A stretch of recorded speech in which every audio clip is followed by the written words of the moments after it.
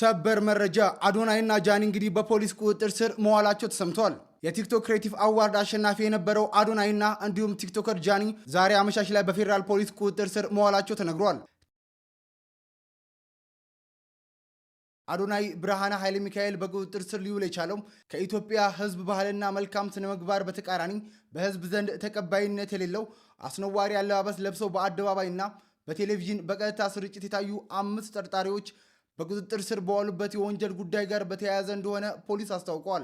እውቅናና ገንዘብ ለማግኘት ብቻ በማሰብ ሚዲያዎችን ኃላፊነት በጎደለው አኳኋን እየተጠቀሙ በተለይ ወጣቱ ትውልድ በመልካም ስነ ምግባር ተቀርጾ ሀገርን የሚጠቅም ተግባራትን እንዳያከናውንና በተቃራኒው በትውልዱ ላይ ርካሽ ባህልን ለመጫን የሚደረገውን ተግባር ለመከላከል የተጀመረውን ምርመራ አጠናክሮ እንደሚቀጥል ፌደራል ፖሊስ አስታውቋል። ሰግጥ ፈምስ ብሎ ሚሊዮን ብር የሚያገኝ መኪና የሚሸለምና መጅራት መጥቶ ሚሰርቅ መካከል ልዩነት የለውም። ይሄም በሐራም መንገድ ነው፣ ይሄም በሐራም መንገድ ነው።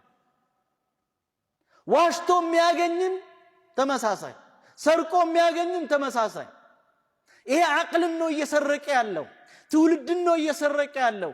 ያ ምናልባት አንድ ግለሰብን እየሰረቀ ሊሆን ይችላል። ቀላል ነው እያልኩ አይደለም። ያም ሐራም ነው። ዲስትራክሽኑ ውድመቱ ግን የዚህኛው በጣም የባሰ ነው።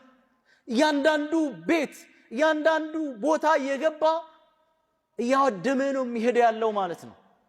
ሰግጠህ ረግጠህ አልሰማም ብለህ ታርጌትን ምታ ነው።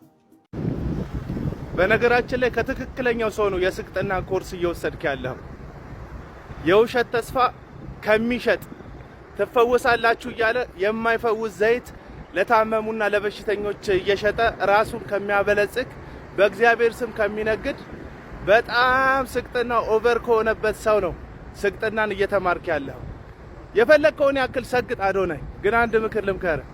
የዩ ጩፋን ያክል እንዳትሰግጥ፣ የመካሪክን ያክል እንዳትሰግጥ። ምክንያቱም እግዚአብሔር የጽድቅ አምላክ ስለሆነ ለሁሉ በጊዜው ፍርድን ይሰጣልና በእግዚአብሔር ስም የመነገድን ያክል እንዳትሰግጥ። መልካም